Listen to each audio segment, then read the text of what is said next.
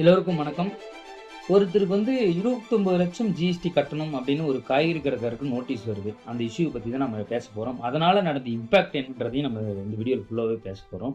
அதுக்கு என்னென்ன சொல்யூஷன் பண்ணலாம் அப்படின்றது இந்த வீடியோல பேச போறோம். என்ன அப்படின்னு பார்த்தோம்னா, ஒரு காய்கறி கடை விக்கிறவரு, அவர் என்னன்னா ஒரு 2022லேருந்து 25 இருக்கு. இந்த 3 வருஷத்துல 1,63,00,000 அவர் வருமானம் பண்ணியிருக்காரு. டர்ன் ஓவர் பண்ணியிருக்காரு.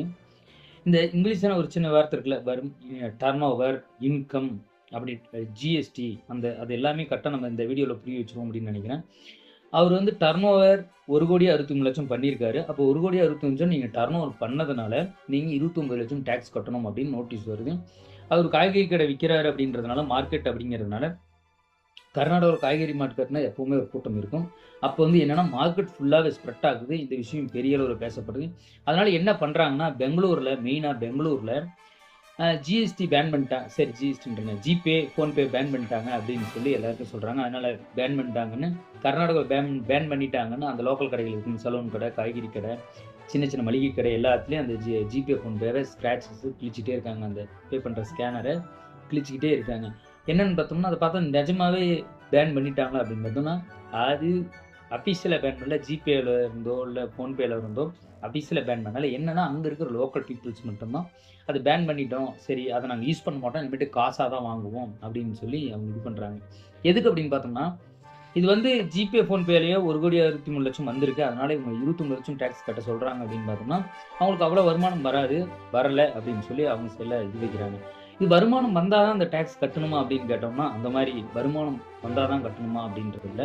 வருமானம்னா நமக்கு கிடைச்ச நிகர லாபம் வந்தா தான் கட்டணுமா?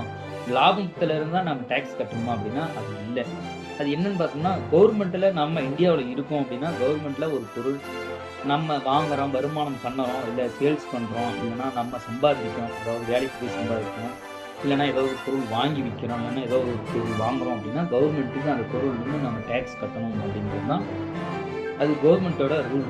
நம்ம இந்தியாவுல இருக்கிற எல்லாருக்கும் ஒரு பொதுவான கூட்ஸ் அண்ட் சர்வீஸ் டாக்ஸ் அப்படின்னு சொல்லி ஜிஎஸ்டி. அப்ப நாம என்ன அப்படின்னு பார்த்தோம்னா, நம்ம நம்ம வேலைக்கு போய் வாங்குறோம். இல்லன்னா நாம ஏதாவது ஒரு மூலியமா நமக்கு வருமானம் வருதுன்னா, அதுக்கு நம்ம டாக்ஸ் கட்டணும் அப்படின்னு சொல்லி. இப்ப காய்கறி கடைக்காரருக்கு என்ன நடந்திருக்குன்னு பார்த்தோம்னா, அவரு காய்கறி வாங்குவாங்க, ஜிபே பண்ணுவாங்க. காய்கறி வாங்குவாங்க, ஃபோன்பே பண்ணுவாங்க. அந்த மாதிரியான விஷயத்த அப்படியே பண்ணிட்டே இருக்கும்போது, அதுல வர அது எல்லாமே அது பேங்க்குக்கு போகும். டைரக்ட்டா ஜிபே ஸ்டேட்மெண்ட் எல்லாமே பேங்க்குக்கு போகும். பேங்க்ல இருந்து அவங்க இவ்வளோ அமௌண்ட் வந்திருக்கு அப்படின்னா, அதுக்கு டாக்ஸ் 18% கட்டணும் அப்படின்னு சொல்லி இது பண்ணி சொல்லிருவாங்க. ஆனா, அதுக்கான கான்செப்ட்ட ஈஸியா சொல்லணும் அப்படின்னு பார்த்தோம்னா, உங்களுடைய ஒரு கடைய வைக்கிறோம் அப்படின்னா, கடைக்கு பொருள் வாங்குவோம். அடுத்து பொருள் நம்ம விப்போம். அப்ப அந்த பொருள் வாங்குறதுல, விக்கிறதுல நமக்கு ஒரு பொருள் ஒரு 40, 20 லட்சத்துக்கு வாங்கியிருக்கோம் அப்படின்னா, அந்த பொருள நாம 22 லட்சத்துக்கு வித்திருப்போம். ஓகேங்களா? இப்போ 2 வருஷத்துக்கு ஏத்தோம்னா 44 லட்சத்துக்கு வித்திருப்போம். ஒரு ஆவரேஜா ஒரு 40 லட்சம்னு வச்சுக்கோங்களேன். இப்ப 2 வருஷம் சேர்த்து நம்ம ஒரு 40 லட்சத்துக்கு அந்த பொருள வித்திருப்போம். அப்படின்னா அந்த பொருள வித்திருப்போம்னா, நாம 40 லட்சத்துக்கு தான் வாங்கியிருப்போமானா, இல்ல நீங்க 45 லட்சத்துக்கு வாங்கியிருக்கலாம். அந்த பொருள நீங்க நட்டத்துக்கு வித்திருக்கலாம், லாபத்துக்கு வித்திருக்கலாம். ஆனா நீங்க 40 லட்சத்துக்கு நீங்க வித்திருக்கீங்க அப்படின்னா, அவங்ககிட்ட இருந்து டாக்ஸ் வர கஸ்டமர்ஸ் இருக்காங்கல்ல, கஸ்டமர்ஸ், கிளையண்ட்ஸ் அவங்ககிட்ட நீங்க டாக்ஸ் வாங்கியிருக்கணும் அப்படிங்கிறது கட்டாயம். டாக்ஸ் மீன்ஸ் என்னன்னா, நீங்க ஒரு பொருள ரூ. 100 விக்கிற பொருள உங்களுக்கு ஒரு லாபம் 110 வச்சு ஒரு 18% டாக்ஸ்னா, நீங்க உங்களோட பொருள் 110 + 18 108 நீங்க அந்த டாக்ஸ் நீங்க வாங்கிக்கணும் அப்படின்றது தான். என்னன்னு பார்த்தோம்னா, ஆனா இந்த காய்கறி கடைக்காரர் ஒரு ரூ. 100க்கு வாங்குற ஒரு பொருள் ஒரு ரூ. 10 வச்சு வித்தா தான் ரூ. 110 ரூ. கத்திரிக்காய் ரூ. 100 வாங்குறாங்கன்னா 110 வச்சா தான் வாங்குவாங்கன்னா, 128 வச்சா வாங்க மாட்டாங்க அப்படிங்கிறது. நீங்க 128 விக்கணும். ஆனா வாங்க மாட்டாங்க. அடுத்த கடைக்கு போவாங்க. ஆனா நீங்க 128 தான் விக்கிறீங்க.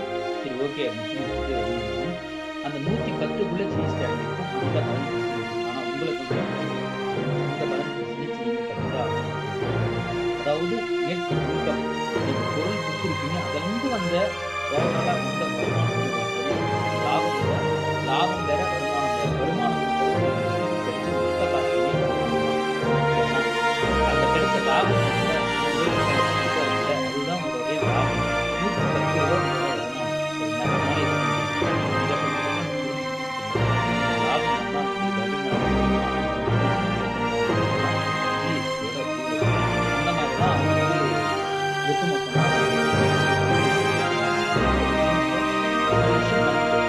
அதனால சரி பண்ணலாம் அப்படின்னு பார்த்தோம்னா, இப்ப இதுக்கு தான் நம்ம ஆடிட்டர் அப்படின்ற ஒருத்தர் இதுக்கான வேலை செய்றாங்க. அவங்ககிட்ட நம்ம கொடுத்தோம் அப்படின்னா இவங்க வந்து என்னென்னா ஜிஎஸ்டி ஃபைல் பண்ணுறதா இருக்கட்டும், இல்லைனா ரிட்டன் ஐடியா ஃபைல் பண்ணுறதா இருக்கட்டும், அந்த விஷயத்தை அவங்க பார்த்துட்டு இருப்பாங்க. அதை அவங்க மந்த்லி பண்ணுறது, அடுத்து குவார்ட்டர்லி மாதத்துக்கு ஒரு தடவை பண்ணுறது. காம்போசிட் டேக்ஸ் அப்படின்னு ஒன்று இருக்குது. காம்போசிட் டேக்ஸ் அப்படின்னு என்னென்னு பார்த்தீங்கன்னா, இப்போ நீங்கள் வந்து ஒரு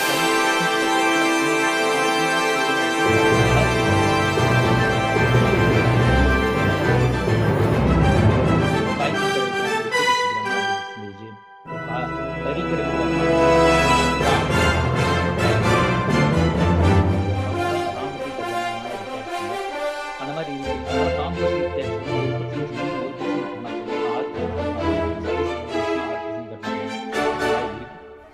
அதனால் அதை வந்து நீங்கள் ஆடிட் சரி பண்ணுறது சரி பண்ணுறது.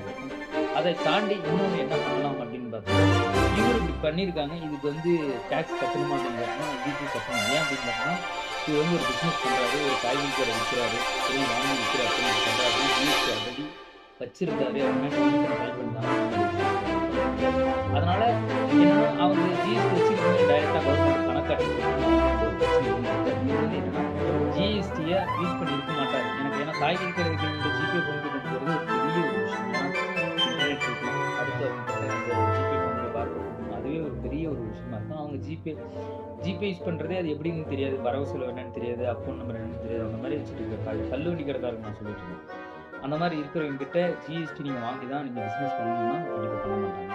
அதனால் ஜிஎஸ்டி அவங்க பண்ணணும்னா அவங்க ஏன் அப்படின்னா ஜிஎஸ்டி அவங்க பண்ணணும்னு கேட்டால் கண்டிப்பாக பண்ணியிருக்கணும், பண்ணணும், தெரிஞ்சுக்கிட்டு பண்ணணும். நான் தெரிஞ்சுக்கிட்டு பண்ணுறது கிடையாது. ஜிஎஸ்டியை இதுக்கு முன்னாடி வாங்கியிருந்தாங்க அப்படின்னா ஜிஎஸ்டி ஃபைல் பண்ணிட்டு இருக்காங்க, டேக்ஸ் கட்டாமல். ஆனால் ஜிஎஸ்டி வாங்க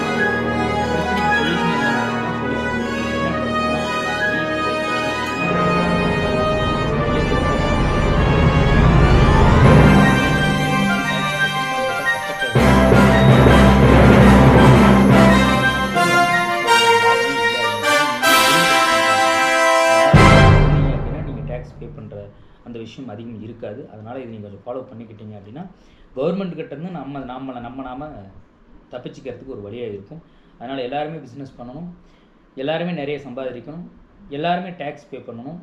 டேக்ஸ் பே பண்ணணும் அப்படின்ற அந்த மீன் எப்படின்னா, டேக்ஸ் எல்லோரும் பே பண்ணணும்னா டேக்ஸ் பே பண்ணாமல் என்னென்ன பண்ணணும், எந்தெந்த வழிமுறைகள் இருக்குதுன்னு ஆடிட்டர் உங்களுக்கு சஜஸ்ட் பண்ணுவார்.